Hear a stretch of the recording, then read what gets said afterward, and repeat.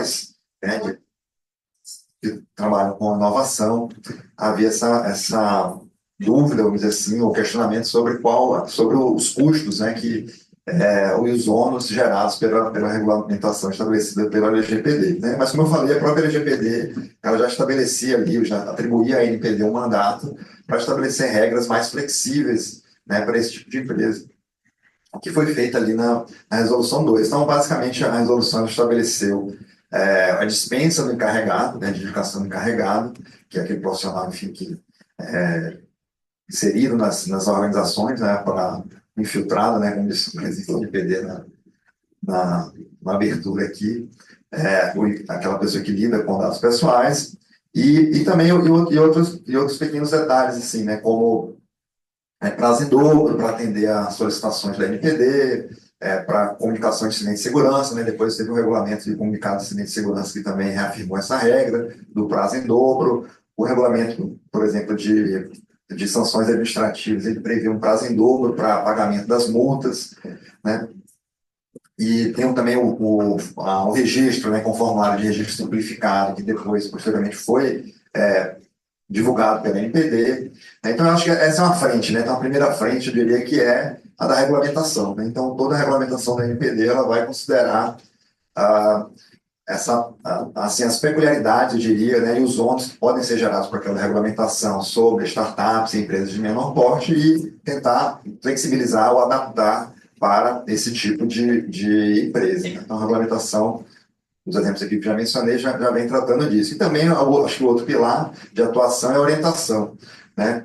Assim como o formulário de registro simplificado, né? O guia acho que mencionou aqui, de segurança, né? De segurança da informação, que é um guia que foi publicado, que é especificamente direcionado a esse público, né? E há uma previsão na agenda regulatória de publicação do guia de alto risco, né? E alto risco ele é relevante porque é um critério de exceção, né? Então, pelo regulamento de agente de pequeno porte, tem essas flexibilizações, porém elas não se aplicam quando a empresa realiza tratamento de alto risco. Então, esse é um critério, porque você pode ter uma empresa muito pequena que tem ali que trate, por exemplo, milhões de dados, né? Mas o que a gente dava lá atrás era do Instagram, né? Se a gente pensar no Instagram antes da Meta, vamos dizer assim, né? O Instagram tinha, sei lá, 10 funcionários e tinha 450 milhões de usuários, né? E no mundo inteiro. Não era uma empresa, entre aspas, pequena, né? Mas que tinha uma dimensão muito grande, né? Então, acho que para esse tipo de empresa é necessário algum tipo de cuidado maior, porque tem dois valores aí que precisam ser ponderados, né? Um obviamente, os custos, né? Os ônus que são gerados, as peculiaridades da inovação, mas, por outro lado, a gente não pode flexibilizar excessivamente regras e deixar em risco direitos, né, e garantias de proteção das pessoas, dos dados pessoais das pessoas, né? Então, esse guia de alto risco que está previsto, ele vai detalhar um pouco mais, né, o regramento sobre o que é alto risco que está previsto lá na resolução, né? Acho que um pilar da regulação, da regulamentação, um outro regulamento que deve ser publicado em breve, né, que está em fase de elaboração, é de direitos titulares, né, porque, enfim, toda aquela parte de atendimento às solicitações dos titulares, né, e esse regulamento, então, provavelmente ou certamente vai trazer também algum regulamento flexível, mais específico para esse tipo de organização, né.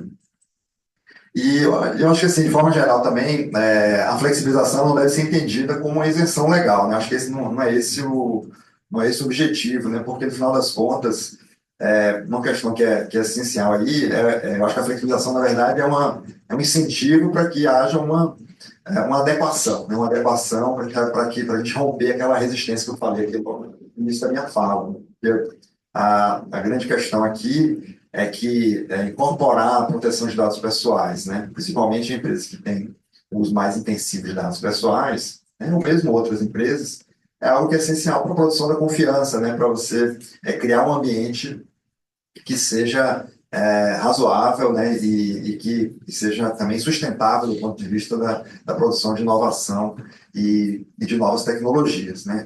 Eu cito uma pesquisa do CETIC-BR, que é Perspectivas de Indivíduos e Organizações sobre Privacidade e Proteção de Dados, que ela já está no segundo ano, e ela tem dois dados que são relevantes lá, não vou lembrar exatamente dos números, mas Então, a gente sabe que, pela pesquisa lá, as empresas, há uma melhoria, né, no processo de adequação das empresas, e ainda um pouco menor, claro, no âmbito das pequenas empresas, né? O percentual ainda é bem pequeno, é o que é natural. Mas um outro aspecto que é relevante também é essa perspectiva dos indivíduos, né? Então, isso nos 2 anos houve mais, o percentual é mais ou menos o mesmo, mas vários indivíduos, né, as pessoas respondem assim: "Olha, se você já deixou", a pergunta é a seguinte: "Você já deixou de utilizar algum serviço, algum aplicativo por falta de confiança, né, nos seus dados pessoais, da forma como os seus dados pessoais são tratados?", né?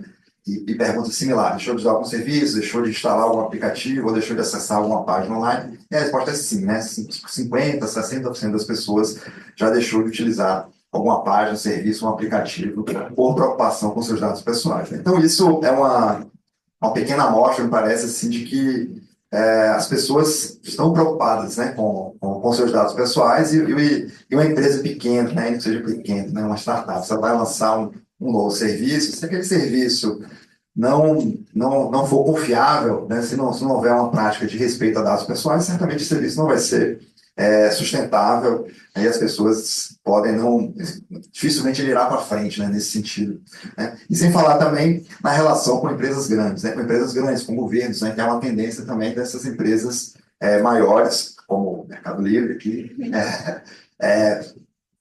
pedirem, né, dos seus fornecedores, eu digo que seus fornecedores tenham boas práticas, né, também em relação a dados pessoais, né? A gente viu agora aí a grande discussão do momento, né, que é o tarifaço, então, a LGPD está aí nas redes sociais, né, as pessoas defendendo o Pix e contentes felizes em comprar com o Pix na 25 de março e confiantes de que seus dados pessoais são protegidos pela LGPD, né? Então, acho que esse que é o caminho que a gente tem que seguir aqui, independentemente do tamanho da empresa, respeitando, obviamente, as peculiaridades enfim, de cada setor. Acho que é isso. Muito obrigada, Lucas. De fato, a NPD ela tem demonstrado o corpo qualificado que ela conta, porque, de fato, focar nesses dois pilares agora que vão ser lançados para além dessa... Foi uma medida bastante interessante quando, em 2022, nós tivemos aí essa flexibilização e também essa guideline, essa guia relacionada à segurança da informação para orientar, de alguma maneira, né, como proceder em equipes menores e com essas dificuldades, com menos, como poucos recursos, mas também focar, né, na questão dos direitos dos titulares. E para além dessa pesquisa do CETIC, demonstra que vocês estão conseguindo, de fato, trilhar esse caminho de sensibilização e gerar uma cultura, de fato, de proteção de dados na população e também nas empresas. Tantas duas pesquisas que foram desenvolvidas no CTS, aqui a gente tem também o Rodrigo representando o grupo do Data Governance, eles publicaram que isso não é só uma dificuldade, né? O atendimento às requisições de titulares é uma dificuldade muito além das startups, né? Também as plataformas de IA generativa, também o mercado de e-commerce têm enfrentado esses desafios e vocês estão atentos para, de alguma maneira, orientar também com essa perspectiva de que a Lei Geral de Proteção de Dados não seja só mais regra, mas também, né, não ter essa preocupação de não obstaculizar a inovação. Então, parabéns aí pelo trabalho que vocês estão desenvolvendo. Agora, uma pergunta para o Homero. Pela perspectiva prática da atuação do mercado e também a partir de publicações acadêmicas e materiais técnicos de advogados, é possível observar que lidar com os riscos cibernéticos complexos evidencia que a resiliência organizacional não depende apenas de ferramentas tecnológicas. Ela requer também uma cultura de segurança integrada à gestão, formação contínua de equipes e revisão constante de processos. Considerando a sua trajetória na área, gostaria de ouvir a sua perspectiva sobre ferramentas e estratégias de cibersegurança, entender de que maneira elas têm de fato contribuído para fortalecer a resiliência cibernética e de que forma esses aprendizados podem ser traduzidos para as organizações menores. Então, a palavra, Homero. Sim, me ouve? Acho que está desligado. Agora? Sim, sim, sim. Não, tá. Beleza. É isso. Bom dia a todos. O que eu percebi aí, né, na minha atuação no mercado durante o meu tempo de vida, praticamente todo em segurança cibernética, né? Segurança, de forma geral, segurança da informação é você analisar vulnerabilidades e ameaças. Então, são dois pilares. Você tem que entender o que você tem à disposição e como aquilo é explorado, né? Então, foco para esses dois pilares aí é fundamental de uma forma bem abstrata. Com a evolução da tecnologia, né, e dos recursos de proteção, o que a gente percebeu aí é que hoje, né, principalmente forçado pelas regulamentações, a gente tem uma necessidade de investimento muito que exige das empresas muito mais do que simplesmente olhar vulnerabilidades e ameaças. A gente passa a ter uma necessidade de monitoramento de banco de dados em nível mais aprofundado, um monitoramento de eventos, né, que traz uma necessidade de um SOC, agora principalmente pelo DORA lá fora, né? E isso requer um investimento maior. Quando a gente pensa em microempresas, em startups, né, a gente acaba inevitavelmente tendo que cair no mundo das soluções open source. Então, o que vai ajudar, né, pensando em tecnologia, né, minha recomendação seria você olhar as camadas de infraestrutura, não pensar somente em aplicações, né? Então, proteção de vulnerabilidades e ameaças, proteção na camada de aplicação, não confiando apenas no firewall, né? A gente precisa hoje em dia do WAF, eu não sei se todos entendem o que são esses conceitos de firewall e WAF, mas são aquelas entidades que protegem os acessos à infraestrutura e à aplicação. Então, você precisa de uma entidade dessa na borda da sua infraestrutura, uma outra entidade para proteger a sua aplicação especificamente, e a parte de processo e pessoas. O que eu vejo que é mais comum em termos de erros, aí, né, a minha experiência, né, pensando em pessoas, processos e produtos, e começando por processo, né, são as empresas negligenciarem, e a gente vê isso não só em pequenas empresas, tá, empresas grandes também, negligenciarem a necessidade de foco através de uma pessoa dentro da organização focada em segurança. Então, você precisa dessa pessoa,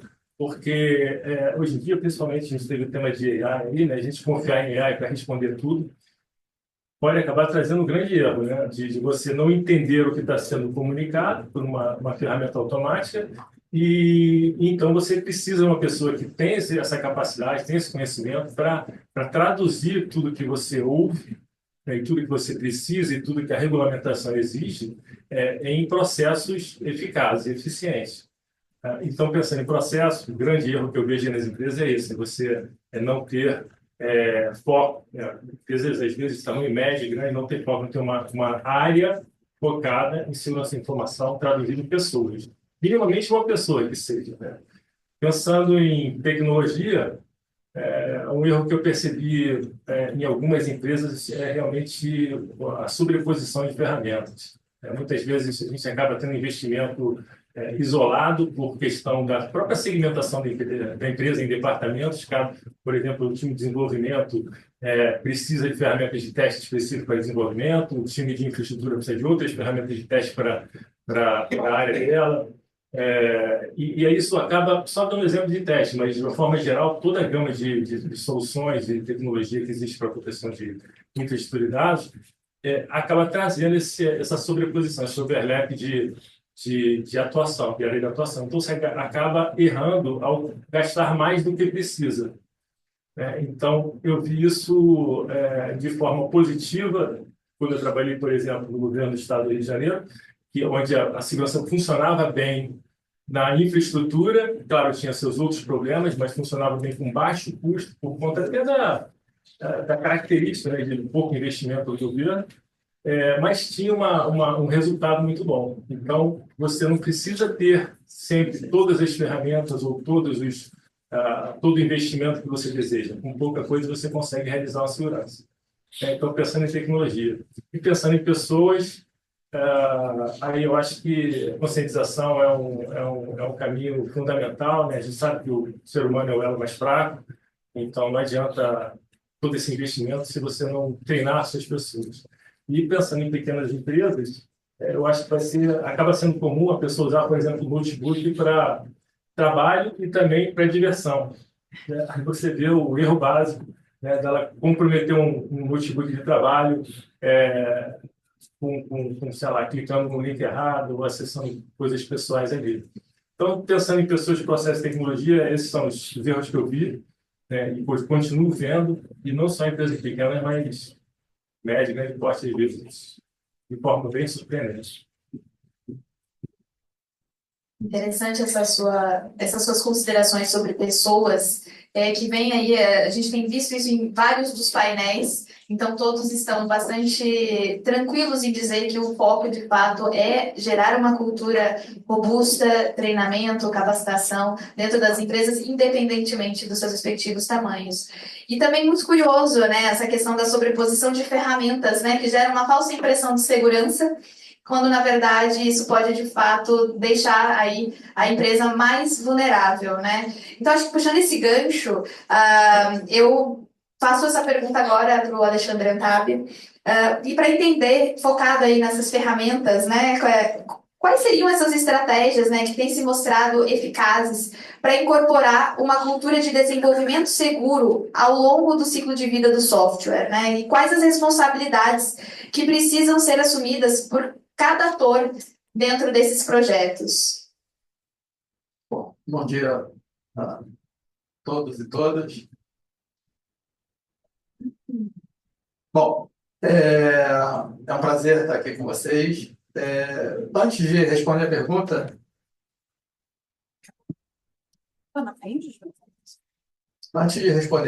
pergunta, eu acho que é importante a gente entender o que é uma startup de verdade, né? Então, a startup hoje ela está ligada à inovação, ela está ligada a modelos potencialmente inexplorados e muitas vezes até não regulados, né?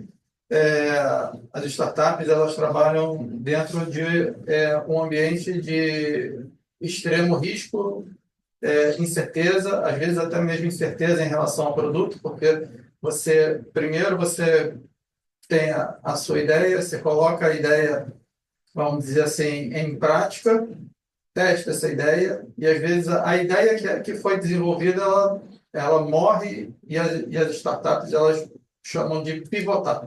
Então, elas mudam a rota e desenvolvem uma outra coisa em cima disso. Tá? E hoje, se a gente vai no mercado, por exemplo, e pergunta assim,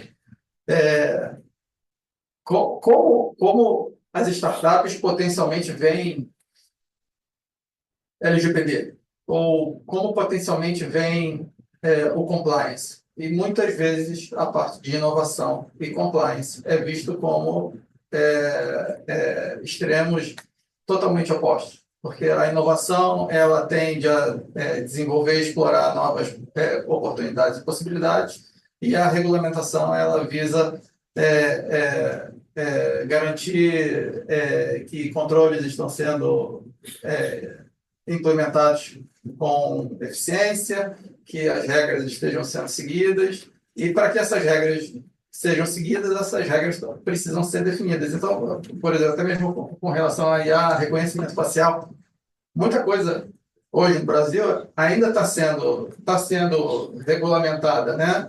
A gente não tem 100% de certeza sobre a totalidade de ferramentas que estão no mercado, a totalidade do que vai poder ser explorado nos próximos 3 anos, e se a lei também acompanha isso ou não, né? E a gente também tem que estar com um olhar muito atento ao que acontece fora, né? Então, as startups elas são movidas pela velocidade, pela inovação, experimentação, e a ideia é: vamos testar agora, vamos desenvolver agora, e depois a gente corrige o que tiver de problema, tá? Então, por isso que inovação e LGPD, privacidade, às vezes é visto como duas áreas conflitantes, e é uma queda de braço aqui, como na imagem de a gente vai desenvolver o produto ou a gente vai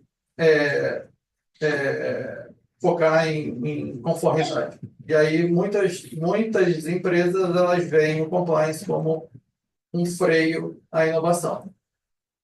A gente, por exemplo, a gente não acredita nisso. A gente acredita que a inovação com as questões de privacidade, elas são complementares, elas são uma questão de responsabilidade com o ecossistema que a gente está inserido e está desenvolvendo. Tá? Então, hoje, por exemplo, se a gente for ver alguns números de mercado, né, de pesquisas que foram feitas,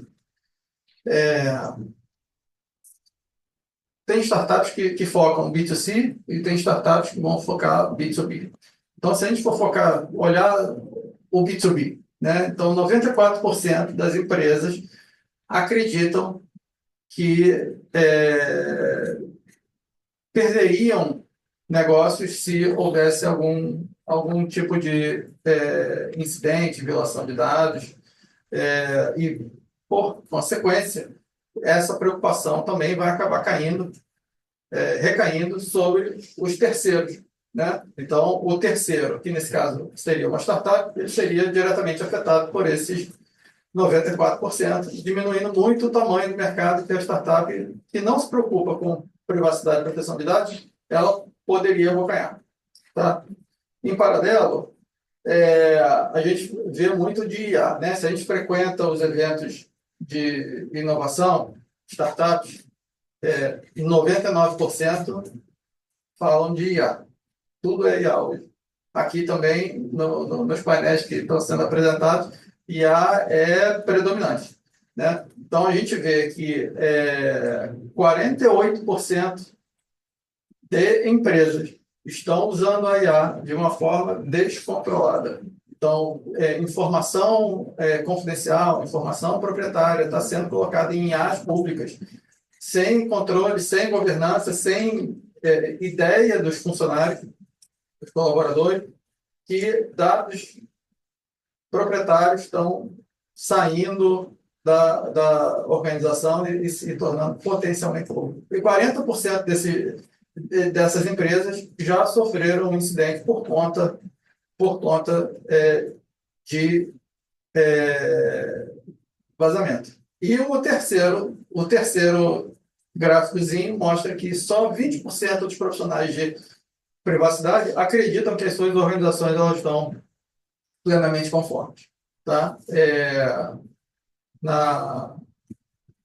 No meu entendimento, quando e aí a gente volta para startups e empresas que têm estruturas de inovação consolidadas, quando a gente olha em privacidade e proteção de dados, a gente acaba olhando para processos. Tecnologia vai vir como uma vertical de suporte. Tá? Então, eu tenho uma necessidade de negócio e a tecnologia vai descobrir como a gente vai endereçar essa necessidade de negócio. Empresas que investem em privacidade, elas têm um ganho real de inovação. Por quê? Porque eu tenho a possibilidade de olhar cada um dos meus processos, né? Ele vai pensar em minimização de dados, por exemplo, então eu tenho que entender o meu processo, ver por que eu estou estou tratando dados de uma determinada maneira, e vou pensar em formas mais efetivas, melhores, de realizar o mesmo tratamento, com o mesmo objetivo, mas de uma forma mais concisa. Né? E nesse processo, a gente descobre muitas ineficiências. E aí a gente resolve as ineficiências. Inovação não é o professor Pardal do quadrinho que a gente lia quando a gente era criança. Né? A inovação ela pode ser uma simples mudança de processo que vai salvar X tempo num determinado tratamento, que vai salvar,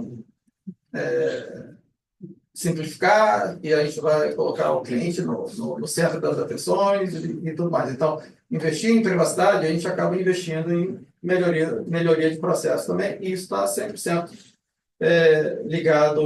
ligado à inovação, ligado à startup.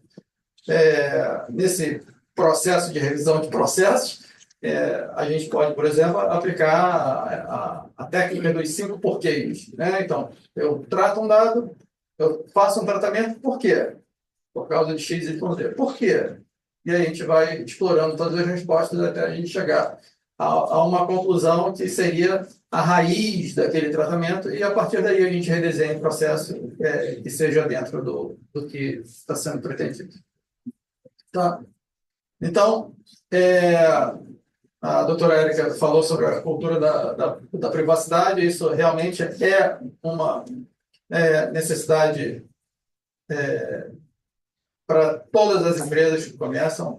Sim, eu acho que quem começa uma startup hoje, ou quem lidera algum processo de startup, precisa ter a ideia do mindset para a privacidade. Mindset é um chavão, né? Todo mundo fala mindset hoje, mas ter a privacidade, proteção de dados como um norte é uma tarefa importante, mas árdua, né? Então, se a gente traz, por exemplo, o DPO, né, o encarregado como personagem nesse processo, a gente acredita que o DPO ele tem que ter um papel de um consultor interno para as organizações. Ele tem que fazer essa ponte entre as áreas de negócio, entre as equipes técnicas, entre suporte, marketing, recursos humanos, e trazer essa conscientização para todas as áreas. Ele só vai conseguir fazer essa atividade se ele tiver o buy-in de todo mundo e todo mundo conseguir entender qual é o valor real da privacidade e proteção de dados para o produto que essa startup está desenvolvendo, para o resultado final individual de cada colaborador. Então, o marketing ele tem que entender qual é o valor que a privacidade vai trazer para ele nos resultados anuais e individuais para conseguir ter, vamos dizer assim, essa aceitação, essa fluidez em relação ao trabalho. Se a gente vê, por exemplo, startups querendo vender para o segmento de B2B, né? Hoje, diversas empresas já exigem formulários de due diligence, né? Então, a startup ela tem que responder a formulários de grandes empresas, dizendo como elas processam dados pessoais, quais são as salvaguardas de tecnologia que elas têm, porque, no final das contas, o contratante também pode acabar sendo responsabilizado pelos erros e omissões do operador, né? E aí o DPO ele tem um papel ali de garantir de que cada vertical da startup ela esteja endereçada e entenda dos riscos, entenda as oportunidades, e, inclusive, olhando startups, a gente tem um mercado gigantesco no exterior, né? Se a gente olha para o digital, startups nascem no digital, dados e tudo mais, a gente está olhando não o mercado brasileiro, a gente está olhando sempre o mercado mundial. E hoje, vocês sabem, são mais de 120 países aí com algum tipo de lei de regulamentação de privacidade. Então, se a gente pega uma LGPD ou até mesmo uma GDPR, a gente tem uma cobertura muito boa e a gente tem oportunidades muito boas a explorar. Tá? Sei que o tempo já está apertado. Mas eu vou trazer um dado interessantinho. Ali naquele cantinho no gráfico, a gente tem o custo de tempo para resolver vamos dizer assim, bugs, né? Então, quando a gente identifica problemas na primeira fase do desenvolvimento, que é o levantamento de requisitos, a gente tem um valor muito baixinho. Quando a gente vai para desenvolvimento um pouquinho maior, teste maior, e em produção um valor gigantesco. Então, se a gente pega um gap ali do tempo de desenvolvimento para produção, uma média são 21 dias para corrigir uma ameaça, tá? Um bug. E do outro lado, em desenvolvimento, são 2 dias. Tá? Então, o estudo desse Instituto SANS diz que a gente consegue salvar, por exemplo, $1 milhão para cada 100 vulnerabilidades em um ano. Tá? Então, se a gente investe em controle, em momentos anteriores, a gente consegue ser muito mais efetivo com a questão financeira. Não deu para falar tudo, mas tudo bem. Mas foi uma excelente fala. Tivemos uma boa visão da base de como são organizados, de fato, esses programas internamente. Mas você falou uma coisa interessante que já engata aqui num dos temas que nós gostaríamos de trazer para a Samantha. Então, a gestão de riscos, né, na contratação de terceiros é um dos pontos mais complexos e bastante subestimado aí dentro das empresas. Então, considerando sua experiência, Samantha, no Mercado Livre nesse processo, quais seriam as estratégias principais aí adotadas pela empresa na seleção, avaliação e monitoramento de terceiros sob a perspectiva de proteção de dados e segurança da informação? E se de alguma maneira nós conseguiríamos traduzir isso para cenários um pouquinho menores do que é o Mercado Livre? Obrigada, Erika. Achei que você ia ligar para mim na pergunta final, não deu muito certo. Bom, pessoal, bom dia. Queria agradecer a presença de todos vocês que escolheram estar aqui. Meus colegas da mesa, a GV, pelo brilhante evento. Eu vou tentar ser o mais breve possível e, obviamente, do ponto de vista prático. Não vou me atrever a entrar na teoria de tecnologia, que eu sou advogada, muito menos na competência do meu regulador, porque também sou regulada. Então, como que a gente analisa a questão do ecossistema de startups, né? Obviamente que o Mercado Livre é uma grande empresa de tecnologia e a gente se relaciona com esse ecossistema que é muito saudável. Então, eu acho que, assim, do ponto de vista bem prático, a gente divide em duas grandes tópicos. O meu relacionamento, e aí no meu relacionamento eu quero escolher com quem eu me relaciono, então, portanto, a fase da logística é muito importante.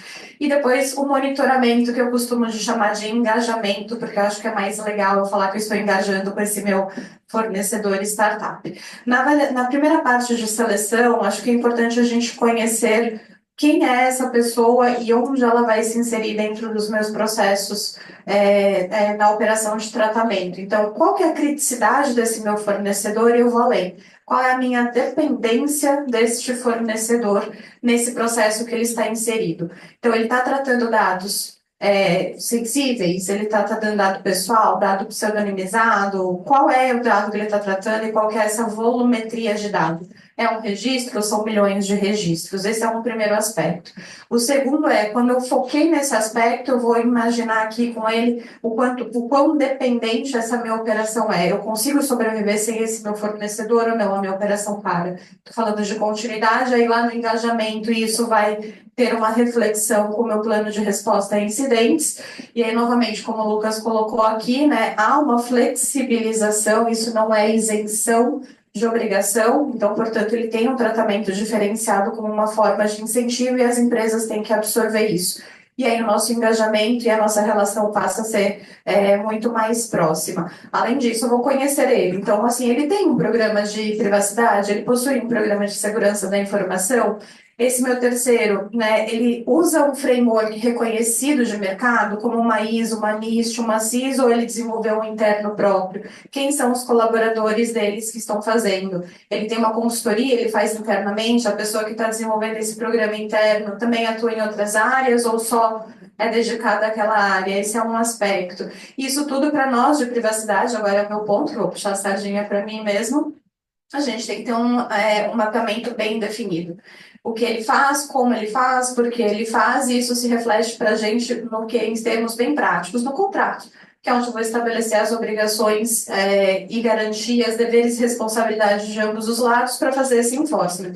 Quando eu sei quem é esse meu terceiro, superado todo esse mapeamento, eu vou ter uma definição para ele. Ou ele é controlador, ou ele é operador, e com base nisso eu vou ter maior ou menor grau de ingerência na operação dele. Por exemplo, se eu sou controlador e ele é operador, o meu nível de auditoria, que eu chamo de engajamento no monitoramento, ele é muito mais profundo. Eu vou ditar as regras, eu vou querer saber se, além das regras legais que ele está sujeito, ele também está cumprindo as obrigações que a gente estipulou. Quando ele é o nosso controlador, né, nós somos todos controladores, o meu engajamento ali para na camada quando eu percebo que ele também faz o compliance dele com a lei de privacidade aqui do nosso Brasil ou nas outras jurisdições que também são aplicáveis. E aí, quando a gente ainda fala de engajamento, acho que um ponto bastante importante, não vou entrar, porque eu acho que os meus colegas aqui, né, o Homero e o Antabi falaram muito melhor, é o nível de resiliência. Então, quanto que ele consegue ali ter essa resiliência no meio ambiente para ter um plano de continuidade de negócios funcionando. E ainda a última coisa que eu queria destacar no monitoramento, que eu gosto mais de engajamento, é a questão do plano de resposta a incidentes. Então, a gente precisa ter esse diálogo constante com esse fornecedor, uma avaliação ali, obviamente, baseada nesse risco, porque eu entendi a criticidade, eu entendi a resiliência, eu entendi se ele tem também a subcontratação ou não, quando eu faço a minha análise, o meu mapeamento de auditoria, se ele está subcontratando, isso pode ter uma questão de resiliência importante que para a gente, né, e aí eu vou dar um exemplo aqui do Mercado Pago, eu também está atuando ali sobre a jurisdição do Banco Central. Se ele for um fornecedor crítico, eu tenho que ter uma observância bem específica da Resolução 85, que fala onde que é o local do armazenamento, tem que ter essa conformidade ali na hora de fazer as transferências internacionais, e aí a gente tem aqui a NPD atuando fortemente nesse tema. Então, acho que esse é um grande apanhado do ponto de vista prático que eu queria compartilhar, retomando aqui só para encerrar mesmo. Não é uma dispensa, não é uma isenção, mas sim uma forma de a gente fazer essa gestão de risco de uma forma equilibrada, até porque as nossas organizações dependem desse processo de inovação e é muito saudável que a gente esteja nessa parceria aí para entregar serviços cada vez melhores para os nossos usuários. Obrigada, gente. É isso. Samantha sempre cirúrgica, numa brevíssima fala, ela elevou elementos fundamentais e estruturantes dos programas. Então, ela trouxe a importância de uma seleção bem feita, conhecendo quais são os respectivos programas, um engajamento e não monitoramento, acho que vou assimilar isso agora porque eu gostei, acho importante, realmente traz um outro cenário, e entendendo também a importância de estabelecer um plano de continuidade de negócios, que muitas vezes também é negligenciado dentro das empresas, ou talvez tratado apartado dos programas de proteção de dados, e na verdade deve ser algo integrado, né, uma gestão holística, né, das empresas. E também um ponto crucial, né? Assim, claro, outros também como plano de continuidade de negócio, mas dos incidentes cibernéticos, plano de resposta aos incidentes é fundamental, mas a importância, né, de mapear e desenhar um contrato que de fato faça uma distribuição coerente de responsabilidade para orientar também depois esse engajamento com as empresas parceiras e de fato trazer essa segurança e essas inovações que vêm muitas vezes desses núcleos, né, desses empreendimentos menores. Nós tínhamos aqui um planejamento, outras perguntas, imagino que vocês, assim como nós aqui da FGV, temos muitas perguntas, mas eu vou ser generosa e vou abrir aí a palavra para ver se nosso público tem alguma pergunta para fazer para alguns dos nossos painelistas. Respondo as fáceis, né? Acho justo, é seu momento.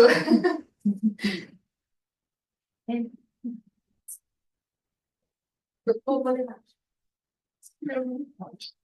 Obrigada.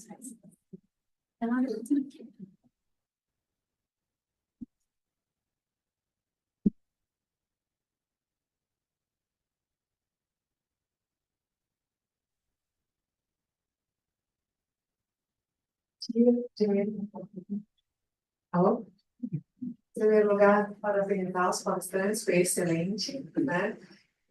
A minha pergunta é bem direcionada mais do que a microempresa, a startup, porque a gente sabe que é uma estrutura ainda menor, mais fragilizada quando uma startup, né, está iniciando o seu processo.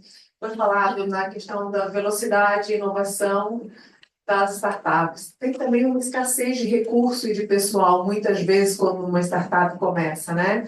Aí, a impressão que eu tenho é que eles têm uma preocupação muito maior com a segurança da informação, tecnologia propriamente falando, do que com a conformidade no tratamento dos dados, né?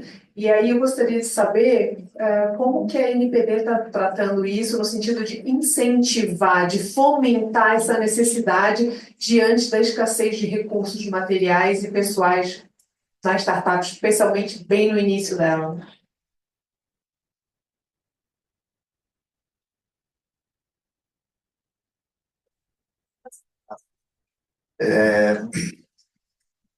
Sim, como eu falei, né, assim, a gente tem eu diria assim, essa atuação da regulamentação e da orientação.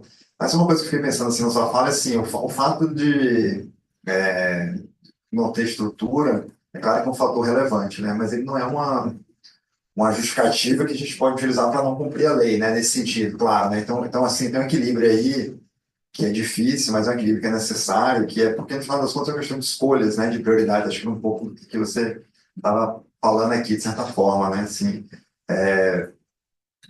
porque ele é preciso, os recursos são escassos, né, afinal das contas é isso, é preciso avançar, né, e só que ao mesmo tempo preciso atender a legislação, né, eu preciso cumprir compliance, se eu tenho parceiros comerciais, eu tenho que lidar com engajamento aqui, né, do meu parceiro, né, dependendo qual que seja, se é B2B, enfim, né, então, eu acho que esse é o primeiro ponto, assim, o fato de eu não ter estrutura, não é justificativa para não cumprir a lei, né? A gente precisa lidar com isso, assim, ó, vou ter que cumprir a lei, né? Assim, esse é um fator, né? Mas a lei é antipática, a lei também não. Agora é isso, do ponto de vista do regulador, eu tenho que entender, né, que existe valores também que são contrapostos. Sempre a gente precisa dar interpretações, digo sempre assim, precisa dar interpretações razoáveis à legislação para evitar ônus que são excessivos, né? Para evitar criar regras que não tenham, que não tragam resultados necessários ali, né? Mas que criam ônus que são meramente burocráticos, dizer assim. Então, isso a gente tem que afastar dentro do trilho, né, do que a legislação nos oferece. Então, acho que o papel do regulador é um pouco esse, assim, né, de dar segurança, de dar previsibilidade, né? Eu acho que as consultas públicas, elas são um fator, por exemplo, relevante nisso, porque quando a gente faz uma consulta pública, né, eu participo de eventos como esse, a gente escuta, a gente desde ali as pessoas que estão na ponta mesmo, até os advogados, né? Então isso tudo vai entrando ali, tentando oferecer interpretações que são razoáveis nesse sentido que eu vinha falando, né? De tentar equilibrar, vamos dizer assim, esses dois valores. Assim, eu preciso cumprir a lei, mas eu preciso também dar interpretações que são razoáveis, que permitam a inovação, né? E uma iniciativa também que está em curso agora na NPD é o Sandbox, né? O Sandbox regulatório, que está, inclusive, com prazo aberto. Vamos lembrar até quando agora, exatamente, mas está aberto aqui, só procurar aí na internet.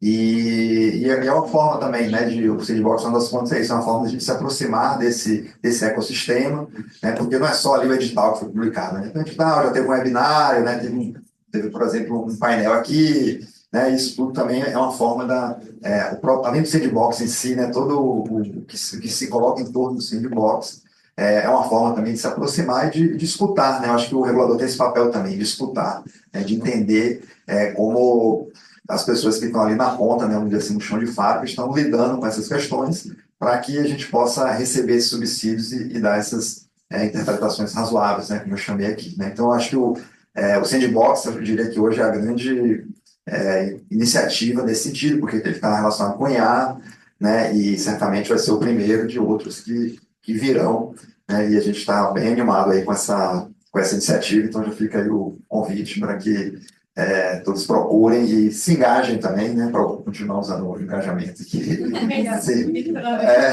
Se engajem nessa iniciativa, como eu falei, né, não só a iniciativa de propriamente dito Sandbox, mas o que da discussão em si, né, porque está envolvido com isso, né, com regulação, com inovação, de busca de equilíbrio, eu diria, nesse sentido, desses valores que são contrapostos.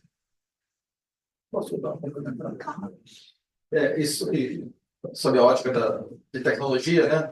Se a gente pensa tanto contemplou o conceito de privacidade quanto de segurança desde o início do desenvolvimento, hoje a gente tem soluções que o custo é praticamente marginal, né? Então a gente começa com esses requisitos e depois desenvolver em cima deles, melhorar em cima deles é uma consequência.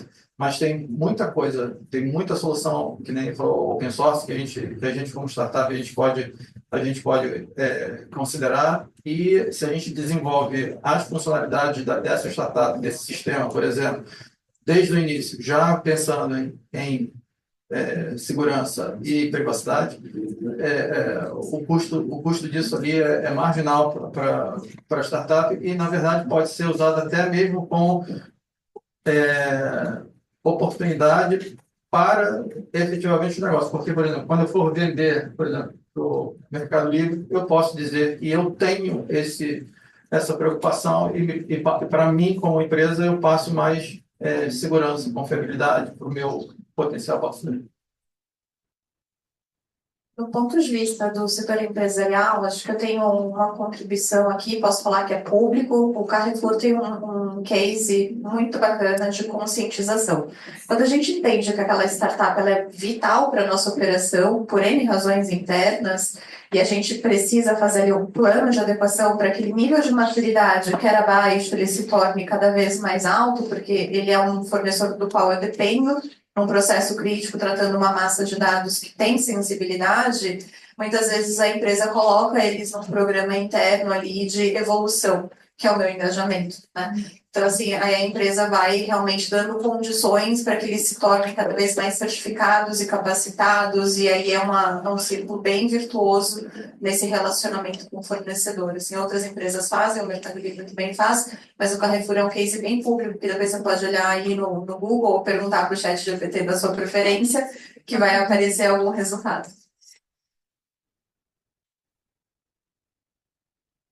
Bom dia, sou Rodrigo, pesquisador aqui do CTS, também atuo, né, na iniciativa privada aí com consultoria.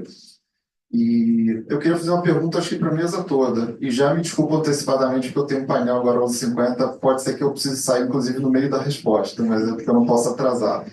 Mas aí depois eu vou consultar, peço desculpas antecipadamente. Mas a gente vê na LGPD, no 46, falou até da lei às vezes ser antipática, né? Adorei esse adjetivo, vou usar agora bastante. É ótimo para o cliente que odeia a LGPD, a gente fala para ele, olha, inclusive o regulador falou que a lei pode ser antipática, achei ótimo. Mas enfim, tem 46 parágrafo 2º da LGPD, muita gente fala que esse parágrafo 2º introduziu o Privacy by Design no Brasil, né? Que ele fala lá das medidas de segurança técnicas e administrativas aptas a proteger os dados pessoais, devem ser adotadas desde a fase de concepção de um produto ou serviço até a sua efetiva implementação. Então, é basicamente uma repetição da linguagem do capítulo, né, do item que existe de Privacy by Design no GDPR. Eu queria saber se vocês têm algum pensamento sobre isso, se vocês acham que faz sentido essa questão do Privacy by Design no 46 parágrafo 2º, e como fazer isso na prática, especialmente para startups, porque a gente vê hoje muitas empresas, especialmente, eu vejo isso muito na prática, sofro muito com isso na consultoria, porque as startups, Érica também é minha colega, não só no CTS, mas também na consultoria, a gente sabe, as startups lá, especialmente de médio e pequeno porte, que estão lá com orçamento super apertado, elas colocam privacy como, não, primeiro eu vou investir no desenvolvimento. Eu vou ver privacy quando eu já tiver orçamento, quando o meu produto já estiver lá no mercado rodando, e aí eu vou ter renda, e aí sim eu vou investir em privacidade. Eles acabam esquecendo dessa, que é uma obrigação legal, por mais antipática que ela seja. Então, eu queria entender de vocês, queria ouvir um pouquinho de vocês, mesmo que seja remotamente depois gravado, as considerações sobre isso. Vou começar que eu estou com o microfone, os meus colegas me complementam, obviamente. Concordo com a tua interpretação, acho que é sim ali a formalização, né, da introdução do Privacy by Design e do Security by Design, como foi dito na mesa, tudo começa lá com a startup fazendo uso de plataformas open source, e à medida que eles vão se profissionalizando, um dos requisitos que costuma ser solicitado quando ele vai entrar no ecossistema de grandes empresas é que eles tenham provedores de confiabilidade. Então, assim, a curva de aprendizado no programa de segurança da informação começa ali. Então, eu tenho um open source no início, várias ferramentas que são praticamente, né, agregados, e eles vão saindo daquele GitHub mais aberto para uma licença corporativa, eles saem de um firewall que é grátis, eles vão contratar um firewall, por exemplo, sei lá, da Microsoft, assim por diante. Então, tem essa curva da parte de segurança, e sobre a perspectiva de privacidade, a gente tem ali a adequação progressiva da base de dados, que está no 63, se não me engano. Então, eles começam ali tratando uma base de dados, aí não tem muito bem bem a aplicação da base legal, que justifica e legitima aquela operação de tratamento, mas eles podem fazer uma adequação progressiva e consertar, digamos assim, essa base legada, e dali para frente, quando eles já começam a ganhar esse fôlego mais de profissionalização e investimento nos rounds, daí eles começam a fazer o daqui para frente de uma forma mais acertada e esse benefício do 63. Eu adoro o 63, quase ninguém lê, né? Tá lá no final. Eu vou falar com a Samantha, acho que é isso sim, né? Que é o Privacy by Design, e também acho que outros princípios, né? Ainda que não tivesse esse artigo, sim, do conjunto da obra, né? Da LGPD, acho que o Privacy by Design decorre do responsabilização e prestação de contas, né? Transparência. Se for juntar tudo, você diz assim, pô, não tem outra opção, na verdade, né? Que não seja essa, porque é o que a lei. É o espírito da lei, vamos dizer assim, né? Tá em vários, você pode extrair da onde você quiser, né? Ou até da Constituição, afinal das contas, porque tem lá o direito fundamental à proteção de dados. Mas ali está um pouco mais expresso. Então, nesse sentido, embora não seja assim enfim, tem o artigo 50 também, que vai falar do Programa de Governança e Privacidade, enfim, que é um artigo mais programático, vamos dizer assim, né? Mas isso tudo decorre da lei, né? Decorre da lei, é a lógica da própria lei, assim, né? Os core da lei mesmo, nesse sentido. E eu acho que como eu falei, nessa questão de escolhas, né? A gente entende, lógico, que a empresa ela tem que fazer escolhas, né? Como, enfim, definir prioridades, e isso talvez... na vida, quando a gente faz escolhas, depois a gente acata as consequências, né? E, obviamente, em empresas também é assim, né? Então, você tem que fazer algumas escolhas. Acho que aí, depender de qual que seja o negócio da empresa, essa escolha pode gerar algumas externalidades negativas lá na frente que ela vai ter que resolver, né? Dependendo de qual que seja o modelo de negócio. E é isso, né? Eu acho assim também que a gente sempre escuta assim, a regulação não é um fim em si mesma. A regulação não pode... ela tem que focar no resultado, ela tem que ter uma fundamentação, tem que ter evidência, né? Beleza. Até aí tudo bem. Agora, a inovação também não é o fim em si mesmo, né? Você acha que isso deve ser muito relevante também. A inovação, muitas vezes, é apresentada, eu vejo isso muito nos debates, assim, como valor em si mesmo, né? Assim, ó, inovação é legal, né? A legislação é antipática e a inovação é legal, né? Não dá, né? Assim, não dá para a gente discutir nesse nível, né? Porque é claro que a inovação é importante, né? Mas, assim, qual a inovação, né? Quando a gente precisa detalhar um pouco mais e aprofundar isso. Eu não posso criar um sistema, né, um Frankenstein, vamos dizer assim, colocar ele na rua, o sistema que, sei lá, vai decidir, vai impactar a vida das pessoas, decidir a vida das pessoas e falar, não tenho controle, eu tinha pouca gente, e, enfim, depois eu vejo aí o que acontece, e achar que está tudo bem, que vai ser assim, porque não vai ser assim, né? Não vai ser assim porque a gente vive num sistema que principalmente, né, e a gente está falando aqui de operações de alto risco, tá? Esses são os casos que a gente está preocupado, né? São os casos, sistemas que vão impactar a vida das pessoas, né? Impactar a vida das pessoas, impactar a liberdade das pessoas, esse tipo de coisa, a saúde das pessoas, né? Então, isso ali é relevante, é preciso tomar um pouco mais de cuidado, né? Então, como eu falei, né, uma questão de equilíbrio, de escolhas, de prioridades, mas acho que a legislação ela tem um norte aí muito claro de qual que deve ser como a gente alcançar esse equilíbrio. Eu vou trazer 3 fatores, né? Então, assim, a gente como empreendedor, no momento que a gente se propõe a empreender, a gente sabe que a gente está submetido às leis e regulamentações do setor onde a gente quer atuar. Tá? Então, não é nem questionável cumprir ou não cumprir, ou cumprir mais tarde, né? Outra coisa, ligada ao que eu mencionei, a gente tem que mudar esse mindset, né? Então, no momento em que a gente pensa em desenvolver um produto, se a gente desenvolve já com privacidade, já com segurança, o custo é muito marginal. E o terceiro, a gente não deve pensar em privacidade e proteção de dados como um item isolado. Ele deve ser parte, por exemplo, de uma iniciativa de Customer Experience. Hoje a gente chegar fortunas para desenvolver produtos que são centrados no cliente, para desenvolver iniciativas que visam melhorar processos para o cliente, que a gente quer fazer retenção de cliente. Então, privacidade está ligada a isso. Privacidade está em construir uma marca que efetivamente comprove que esteja sendo respeitosa com o mercado. Então, eu vou respeitar as opções do meu potencial consumidor. Eu vou dar transparência para ele. Eu vou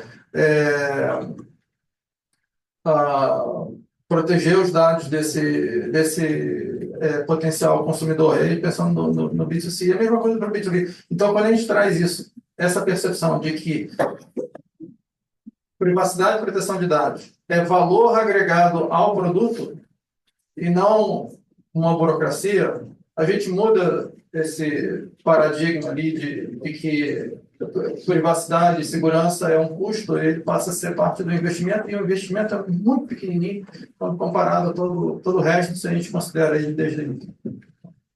Então, para encerrar isso aqui, só pensando na startup, né, de forma prática, de forma diferente do que acontece nas empresas já estabelecidas, onde você tem análise de risco, desenvolve planos de recuperação de negócio e todo um processo para avaliar e proteger a empresa periodicamente, inclusive, na startup você não tem isso, né? Você nasce já no risco financeiro, risco técnico, competitividade e tudo mais. Mas existe um momento crucial da startup, que é o momento onde ele tenta captar investidor, apresentando o plano de negócio. Então, quando ele apresenta o plano de negócio, aquilo ele vai ter o plano de investimento.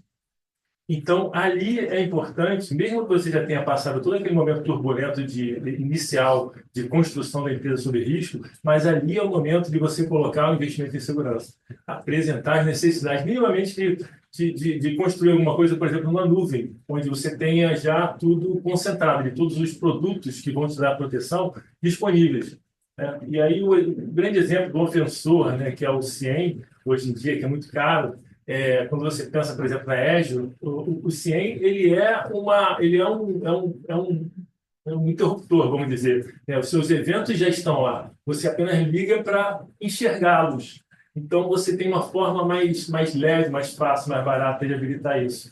Enfim, pensando da forma, na linha do tempo, né, eu acho que esse é o momento onde a empresa deveria apresentar não só o que ela quer como business, mas a necessidade por trás disso e a segurança como habilitadora daquilo. Né?